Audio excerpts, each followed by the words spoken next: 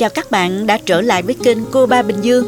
Gần đây mình thấy có nhiều món ăn được chế biến từ cơm nguội rất hay.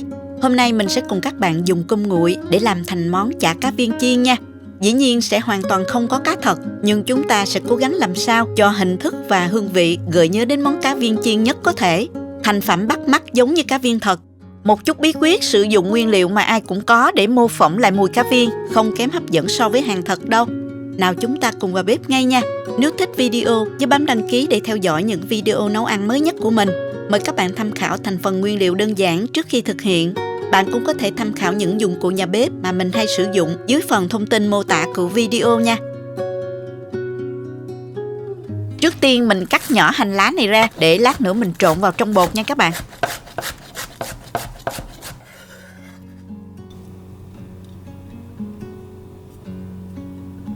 Ở đây mình có 250g cơm nguội dẻo mà các bạn hay ăn đó. Trước tiên mình đem đi xay nhuyễn. Mình cho cơm vào trong máy xay, cho thêm chút nước vào để xay cho dễ nha. Xay càng nhuyễn thì càng ngon đó các bạn. Bạn nào không có máy xay thì mình có thể dùng ráp nhựa hoặc túi đựng thực phẩm đó, bọc vào một cái chày rồi mình giã nhuyễn nha. Giã sao cho nó mịn và dẻo lại là được.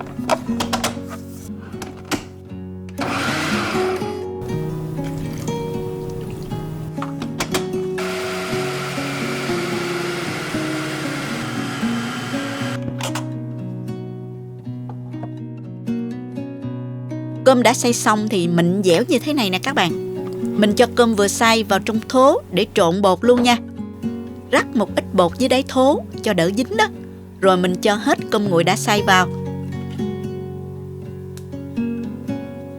Tiếp theo là mình cho 50g bột mì và 25g bột chiên giòn vào trộn đều lên. Bạn nào không có bột chiên giòn mình có thể thay thế bằng bột mì cũng được ha. Sau đó mình cho thêm 2 gói gia vị nêm mì tôm vào. Mùi đặc trưng của gói gia vị nêm này sẽ làm cho chả cá viên cơm nguội của mình giống chả cá thật hơn. Gia vị này thì quá dễ tìm ha, bảo đảm nhà bạn nào cũng có luôn. Cho thêm nửa muỗng cà phê hạt nêm, nửa muỗng cà phê tiêu. Trộn đều rồi mình tiếp tục cho thêm 2 muỗng canh hành lá. Tùy các bạn thích ăn nhiều hay ít nha. Hành lá rất thơm luôn đó các bạn. Tiếp theo thì mình cho 2 cái trứng gà vào trong bột luôn và mình trộn đều lên.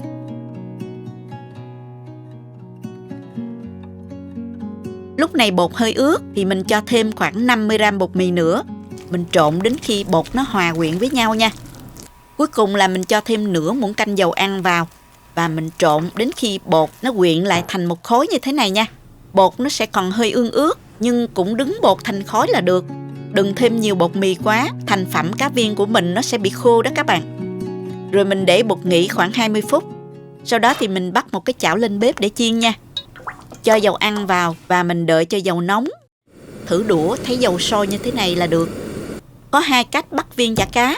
Cách thứ nhất là bạn dùng túi bắt bông kem á, hoặc túi đựng thực phẩm, cho bột vào túi. Và mình cắt đáy hình tròn vừa phải. Sau đó mình bóp bột ra và mình dùng kéo cắt trực tiếp cho vào chảo dầu như thế này. Cách này thì làm rất nhanh và sạch nhưng khuyết điểm là viên chả cá sẽ không được tròn lắm đó các bạn. Mình chiên ở lửa trung bình ha.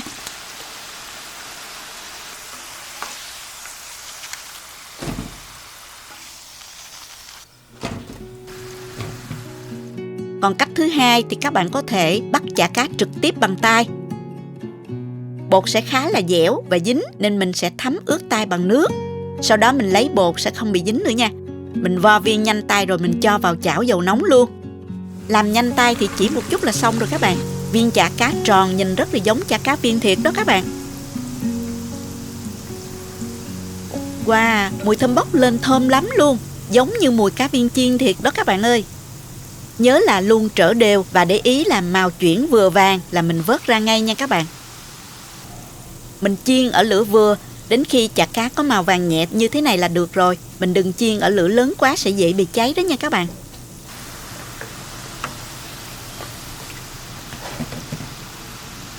Mình vớt mấy viên cuối cùng ra luôn nè.